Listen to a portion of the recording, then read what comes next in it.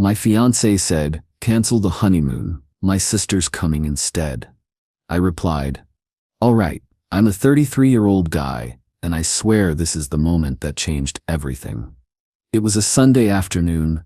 I was sitting on the couch in our small apartment in Cincinnati, scrolling through honeymoon packages on my laptop. We had flights booked to Maui, hotel reserved, excursions lined up. I had this whole spreadsheet with times and activities. Snorkeling at Molokini, sunrise at Haleakala, even a luau on the last night. That's when Rachel, my fiancée, came out of the bedroom, arms crossed, face tight. She didn't sit down, she just looked at me and said those exact words. "Cancel the honeymoon, my sister's coming instead." At first I thought she was joking. I laughed, closed the laptop a little, and said, "Funny. Real funny." But she didn't smile. She leaned on the doorframe and repeated it slower, like I was hard of hearing. "Cancel the honeymoon, my sister's coming." I felt my stomach drop. "What are you talking about? We're leaving in 3 weeks. You know how much this cost?" She sighed like I was the unreasonable one. "I just think it's better this way. You'll understand when we talk about it." Now for context. She's a nurse, super organized, usually logical. We've been together 4 years, engaged for 9 months. Her younger sister Lauren is 25. I've always been polite with her, but she's the type who never really got her life together. She bounces between jobs, always borrowing money, living with different friends.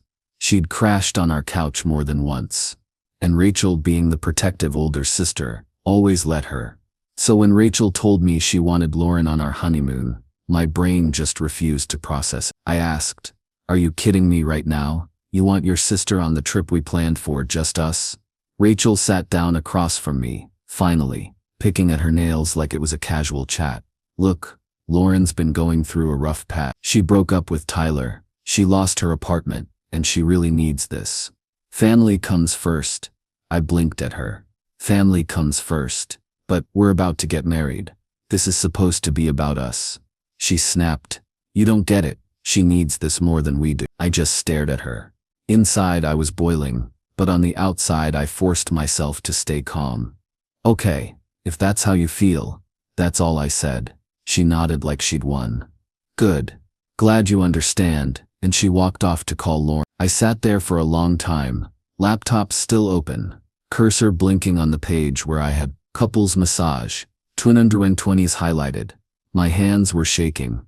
I wasn't about to yell or fight. Instead, I grabbed my phone and texted my best friend Matt.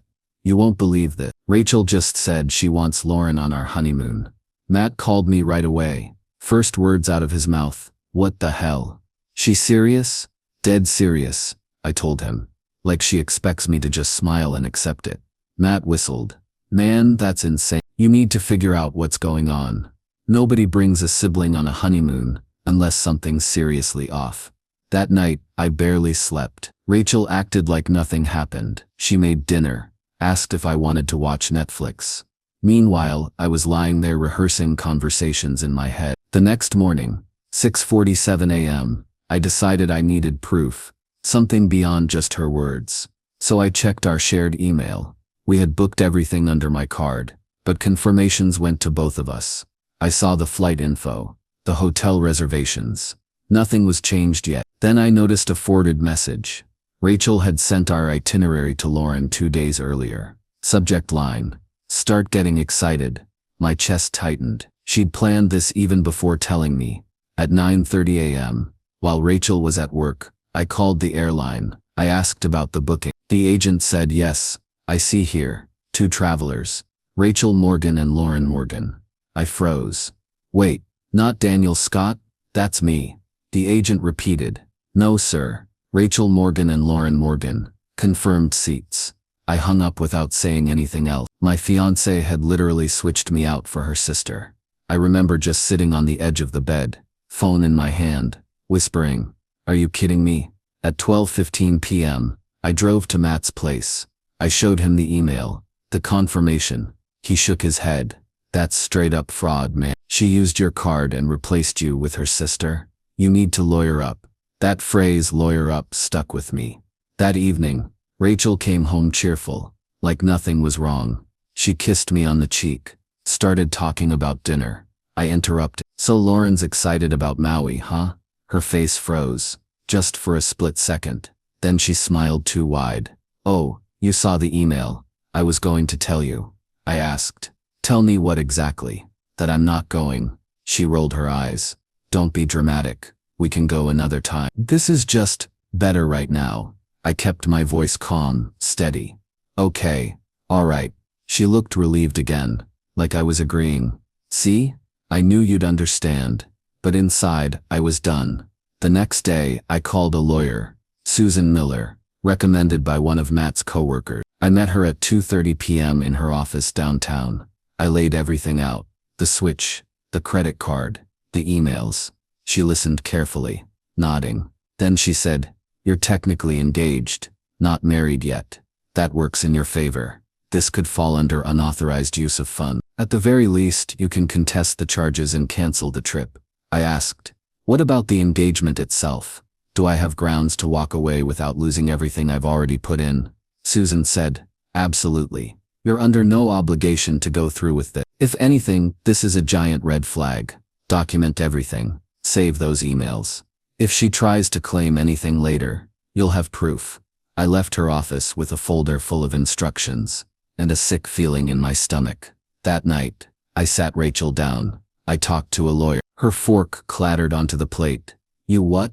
I'm not paying for a honeymoon for you and your sister." I canceled the tickets. I canceled the hotel. And I froze the card. She went pale. "You can't do that. Lauren is counting on this," I said quietly.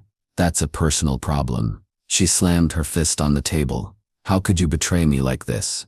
I just stared at her. "Betray you? Rachel, you replaced me on our honeymoon with your sister." Her face twisted. "You're making this bigger than it is. We can reschedule. You're overreacting." I leaned back, calm as ever. "Sounds like consequences." She stormed off, slamming the bedroom door. At 11:43 p.m., she texted me from inside the room. "I can't believe you. You ruined everything." I didn't respond. Instead, I forwarded all the evidence to myself, then made a backup on a USB drive. 2 days later, Rachel's mom called me. "Daniel, honey, I heard you canceled the honeymoon. Lauren is devastated." "Why would you do that?" I answered plainly. "Because I'm not funding a vacation for your daughter and her sister." Ask Rachel why she thought that was okay. There was silence, then a sharp inhale. "She told me you agreed." I said, "Not even close." That's when everything really started unraveling. After Rachel's mom called me, I realized the story she'd been spinning to her family was totally different from reality. She told them I was fine with Lauren tagging along, that I had agreed. She left out the part where she literally swapped me out of the tickets. At 8 the next morning, my phone blew up with texts from her sister Lauren. "Can't believe you canceled everything. You're selfish. Rachel deserves better. You embarrassed us both." I didn't reply. I just saved the screenshot. By noon, Rachel came home early from her shift at the hospital. She was furious. She dropped her bag by the door and shouted, "Why are you dragging my family into this?" I stayed seated at the kitchen table. "I didn't. You did when you lied to them." She threw her hands up. "You don't get it. Lauren needed this trip more than you ever could." I stared at her. "You mean more than the fiancé you're supposed to marry in 3 weeks?" She froze. Her voice softened, almost manipulative. "We can work through this. Don't throw away everything we built," I said, calm and flat. "Rachel, we're done." Her eyes widened. "You can't be serious." "I'm very serious. I already talked to a lawyer. I'm canceling the venue, the caterer, everything. It's over." She crumbled into a chair, sobbing. "You can't do this to me. Everyone will know I was left at the altar." I whispered, "That's not my problem anymore." The next few days were chaos. Her parents called me non-stop. Her dad even showed up at my apartment one night at 9:42 p.m. banging on the door.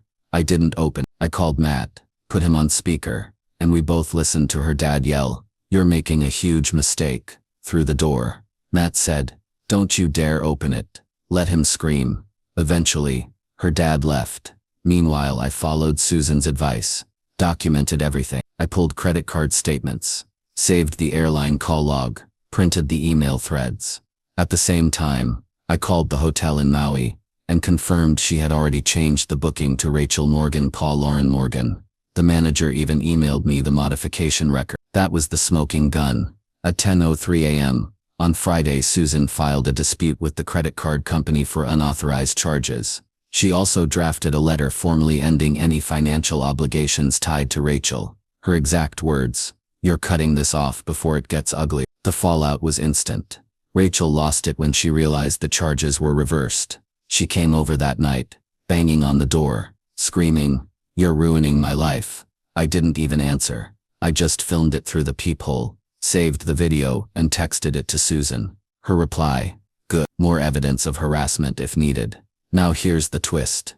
2 days later, I get a message from an unknown number at 6:15 p.m. It was Tyler, Lauren's ex.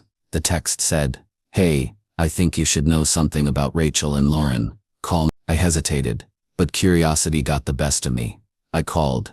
Tyler sounded bitter, almost gleeful. He told me, "Rachel and Lauren were planning this for months. They wanted you to foot the bill so they could have a sister's getaway. Lauren bragged about how she convinced Rachel to ditch you, said you were boring and wouldn't notice." My jaw clenched. "Do you have proof?" Tyler laughed. "Oh yeah." She texted me bragging back in July. "I'll forward them." 5 minutes later I had screenshots. Lauren literally texted him, "We're swapping him out. Rachel says he'll be too spineless to fight back. Free Hawaii trip for us." Spineless. That word burned into me. I forwarded everything to Susan. Her reply, "This just went from shady to outright fraud and conspiracy. You're golden." The next Monday at 8:32, I went to the venue we'd booked for the wedding, a historic hall downtown, and explained the situation. I showed them the lawyer's letter. They agreed to refund most of the deposit, minus a small administrative fee. The caterer did the same, bit by bit. I clawed back almost everything. Meanwhile, Rachel kept trying to reach me. She sent long emails at 2:00 a.m., with subject lines like, "Please reconsider." She wrote paragraphs about how she was stressed, how family pressure got to her, how she didn't mean to hurt me. One even said, "I still see us walking down the aisle. Don't ruin it over one mistake." I didn't respond. Instead, I archived every message. Then came the real kicker. At 7:46 p.m., one night, Lauren herself posted on Facebook, "Some people can't handle strong women putting family first. Guess that's why they stay bitter and alone." Friends started tagging me in the comments. I didn't reply, but Matt did. He wrote, "Funny how family first means stealing a honeymoon and committing fraud." That post exploded. People asked for detail. Suddenly Rachel and Lauren were backpedaling, deleting comments, setting accounts to private. By now I was in full damage control mode for myself. I called every vendor, every relative invited to the wedding, and told them calmly, "The wedding is off. Rachel and I are no longer together. Thank you for understanding." Most people were shocked but supportive. A few even admitted, "We always thought she was a little much." Rachel tried one last stunt. She showed up at my job, 10:58 a.m. on a Wednesday. She walked into the lobby, crying, begging to see me. Security called me. I came down, stood behind the desk, and said one sentence, "Rachel, you need to leave." She sobbed, "Please, Daniel, I'll fix this." I shook my head. "It's already fixed." Security escorted her out. By the end of the week, Susan finalized everything. Disputes filed. No liability for me. Paper trail secured. She smiled across her desk and said, "Congratulations. You dodged a bullet." And honestly, she was right. The aftermath was brutal for Rachel. Word spread in her family, and while some still defended her, others called me privately to apologize. Her aunt even said, "I can't believe she thought this was okay. You did the right thing walking away." Lauren, she moved back in with a friend, posted vague statuses about toxic men, and eventually unfriended me everywhere. As for me, I took Matt up on something. At 3:22 p.m., one Saturday, we booked a last-minute trip to Florida. Nothing fancy, just a beach condo. It wasn't Maui, but it felt good to sit in the sun, sip a drink, and know I'd reclaimed my own life. Looking back, the craziest part isn't that Rachel tried to bring her sister. It's that she truly believed I'd just roll over and accept it. She underestimated me. She thought I'd be spineless. Instead, I stayed calm, gathered evidence, and walked away with my dignity and my wallet intact. Now, months later, People still ask, what happened with Rachel? I just smile and say, she went on a trip with her sister. I stayed home and dodged a disaster. Edit for everyone asking, yes, I did block Rachel and Lauren. No, I haven't heard from them since that last meltdown at my job. And yes, I still have all the receipts, screenshots, and videos. It's almost comical now. Edit 2. To the commenters saying I should have gone on the trip myself, believe me, I considered it. But in the end, it was more satisfying to pull the plug entirely and let them scramble. Thanks for following this wild ride. If there's one thing I learned, it's this. If someone shows you where their loyalty really lies, believe them. And if they swap you out of your own honeymoon, walk away. Don't look back. P.S. Rachel, if you ever stumble across this post, next time you want a vacation, pay for it yourself.